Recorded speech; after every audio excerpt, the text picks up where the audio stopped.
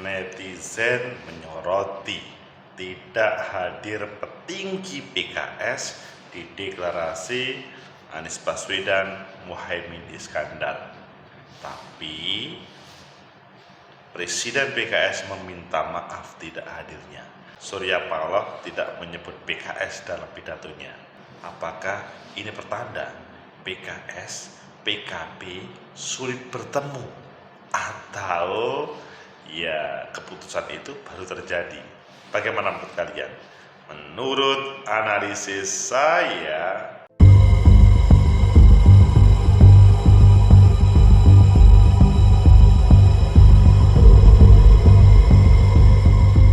Assalamualaikum warahmatullahi wabarakatuh. Salam sejahtera untuk kita semua. Pecinta masyarakat negeri, tegakkan kebenaran, lawan ketidakadilan. PKS, PKB selama ini sulit untuk bisa bertemu dalam koalisi. Namun di Anies Baswedan ini, meskipun tidak hadir dan disorot oleh netizen dan tidak disampaikan atau tidak disebut oleh Pak Surya Paloh, PKS meminta maaf. Ayo kita baca di beberapa media, selanjutnya nanti kita kupas salah satunya dan kita analisa mengapa itu terjadi. Pertama kita baca di Detik, Presiden PKS minta maaf tak bisa hadiri deklarasi Anies Caimin. Ini adalah pernyataan sesudah deklarasi atau sesudah ditampilkan di media.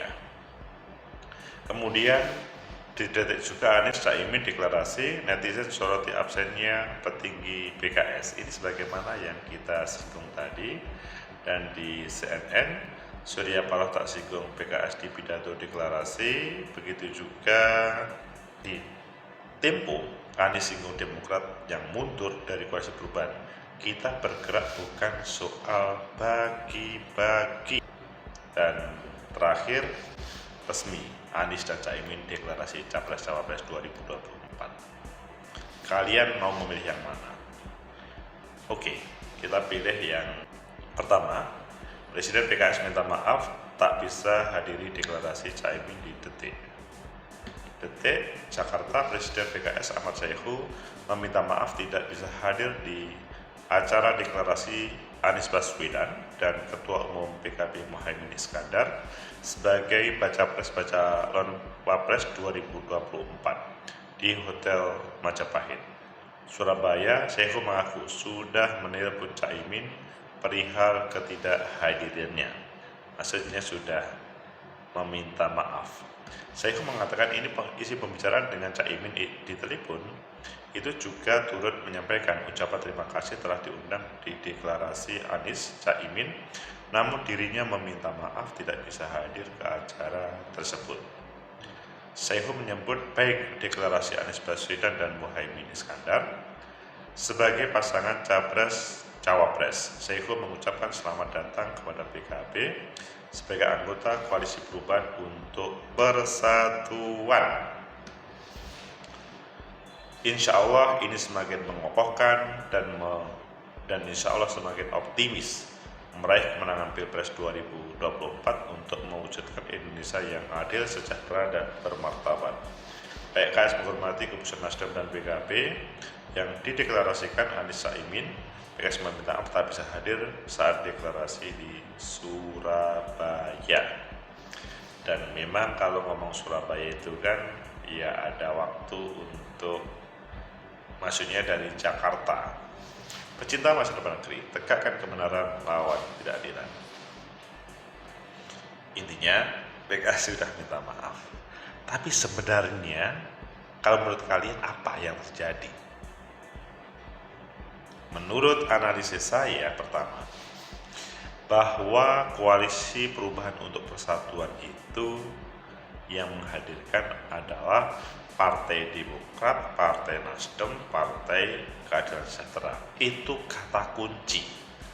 Mereka ketika mau berkomunikasi politik, maksudnya mulai komunikasi politik, iya dari 3 partai itu. Tahu-tahu muncul atau sekitar 2 hari yang lalu pertemuan Pak Jokowi dengan Pak Surya Paloh ada ide, kalau menurut saya sih ada ide untuk menampilkan, karena menurut saya Mas Anies Baswedan itu kan kalau berbicara survei sepertinya masih ditinggal oleh Pak Prabowo, maksudnya kalah dengan Pak Prabowo. Tetapi pada titik yang lain, kepercayaan koalisi perubahan untuk persatuan untuk Mas Anies Baswedan memilih bakal calon wakil presiden selanjutnya menjadi problem ketika Partai Demokrat dalam tanda kutip memaksakan AHY untuk menjadi bakal calon wakil presiden. Itu yang dalam proses tarik menariknya sangat panjang dan akhirnya itu diputuskan yang berbeda. Tiba-tiba muncul Anies Imin bersilaturahmi ke ibunya Caimin dan kemudian dideklarasikan.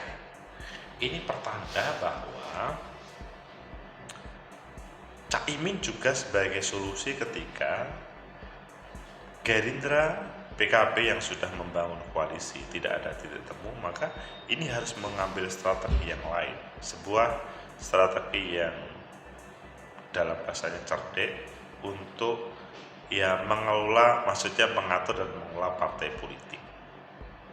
Jadi yang pertama ini, keberadaan koalisi perubahan untuk persatuan seharusnya tetap menjadi satu karena memberikan kepercayaan kepada Anies Baswedan untuk memilih siapa yang menjadi bakal calon wakil presidennya. Ketika sudah dibentuk seharusnya mengikuti, tetapi yang terjadi itu berbeda. Jadi berbeda dengan semangat berikan kepercayaan kepada Mas Anies Baswedan untuk memilihnya. Akhirnya kalau menurut saya PKS masih berpikir kan memang cuapet sekali keputusan tersebut. Pak Surya Paloh kalau menurut saya hitung-hitungannya adalah hitung-hitungan pengusaha spekulatif. Dalam bahasa pada waktu pidato pun Caimin juga mengatakan ditawarin itu dalam waktu detik bukan jam. Kalau mau salaman maju bersama, kalau enggak tidak akan pernah ketemu dalam koalisi. Itu pertanda bahwa seorang pengusaha, atau itu pertanda bahwa menjadi analisa yang kedua, bahwa yang logika yang dihadirkan oleh Surya Paloh itu adalah logika pengusaha spekulatif terkait dengan sebuah kejadian. Jadi melihat hal yang kok sulit sih Mas Anies Baswedan untuk diangkat sesudah ada Partai Koalisi Perubahan dan Persatuan, kok sulit-sulit. Tapi di sisi yang lain kemudian ini ada problem antara Pak Prabowo dengan Caimin, meskipun mereka sudah melakukan deal koalisi kebangkitan Indonesia Raya, tapi ketika masuk Golkar dan PAN ada problem. Itu ditangkap oleh Surya Paloh sebagai pengusaha dan Caimin selanjutnya, ini sebuah kesempatan karena dalam banyak baliho banner yang ditampilkan Caimin adalah presiden atau wakil presiden, itu dalam banyak kesempatan, sehingga ini terjadi kalau menurut saya strategi pengusaha atau spekulatifnya pengusaha Surya Paloh. Adapun Caimin strategi spekulatif seorang politisi yang tarik menariknya dan selalu menggunakan peluang mana yang terbaik dengan menggunakan menurut saya mukhalafah awal mula logika terbalik. Kemudian yang ketiga,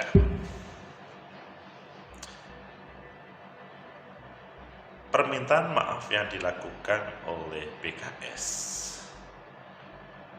itu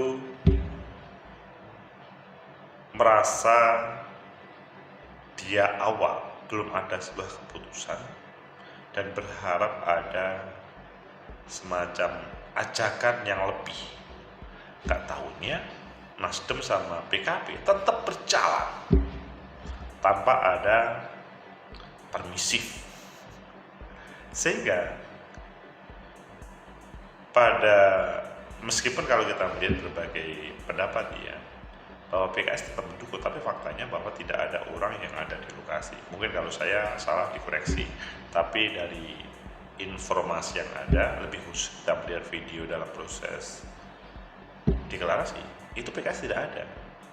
Di sini pertanda keputusan cepat yang dilakukan oleh PKS, spekulatif PKS itu masih kurang, tidak secepat yang dilakukan oleh Surya Paloh. Pecinta masa depan negeri, tegakkan kebenaran, lawan ketidakadilan. Strategi spekulatif seorang pengusaha menentukan capres-cawapres. Apakah ini akan berefek terhadap kemenangan Anies Baswedan Caimin, atau ini hanya strategi sementara? Kalau menurut saya, ini selain 3 analisa tadi merupakan strategi sementara, dan sangat mungkin ini terjadi perubahan kalau misalkan sampai akhir April tidak ada perubahan dengan hasil survei yang ada. Jadi hasil survei itu merupakan pijakan panutan, referensi bagi partai politik untuk menentukan apakah tetap lanjut ataupun tidak terkait dengan koalisi yang dibangun. Itu penting. Kemudian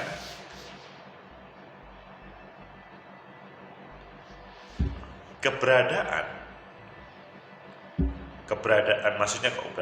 di akhir Oktober 2024, kalau memang hasil surveinya bagus, maka akan jalan, maksudnya akan berlanjut.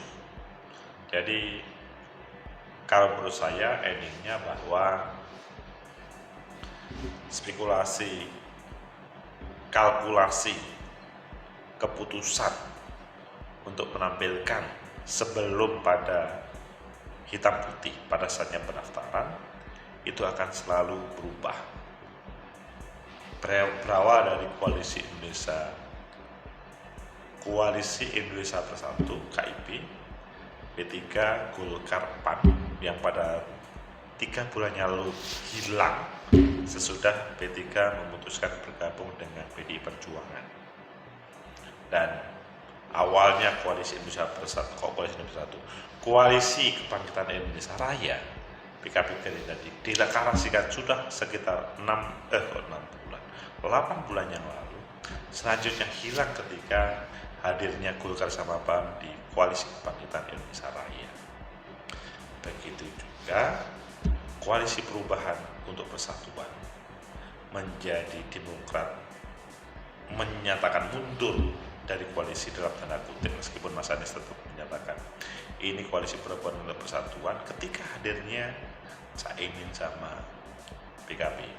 Sehingga saya sampaikan bahwa ini adalah keputusan sementara mendasarkan pada spekulasi atau strategi spekulasi ala pedagang yang nanti pada akhir Oktober atau awal November, ketika tidak terjadi perubahan dalam hal misalkan hasil survei terkait dengan popularitas, elektabilitas, sangat mungkin juga terjadi perubahan.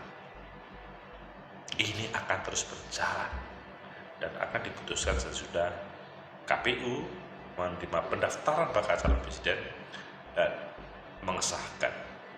Sesudah menjadi bakal calon presiden dan wakil presiden, baru tidak ada spekulasi, kecuali harus berani bertarung, berkontestasi di dalam kampanye serius dan mungkin dalam bahasanya meraih kemenangan menurut masing-masing. Kita lihat episode dinamika yang ada. Like, subscribe, comment, and share.